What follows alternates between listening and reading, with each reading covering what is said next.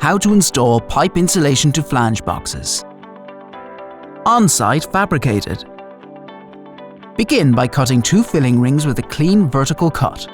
The minimum length should be equal to its own thickness. Next, cut the oversized insulation section to length. Glue the filler rings onto the oversized insulation ring with appropriate contact glue.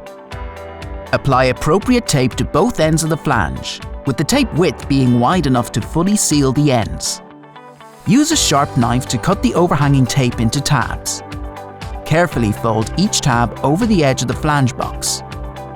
Thoroughly rub all seals with a flexible squeegee to create proper adhesion between tape and insulation. Remove any excess tape with a sharp-bladed knife.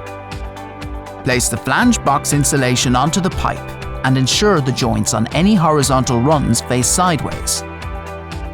Seal the longitudinal joints with an appropriate aluminium foil tape, followed by sealing the circumferential end joints on both sides in the same way.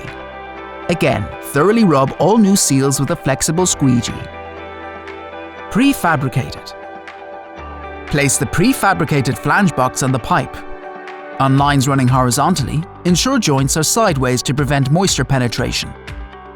Again, seal the longitudinal joints with an appropriate aluminium foil tape, followed by sealing the circumferential end joints on both sides in the same way.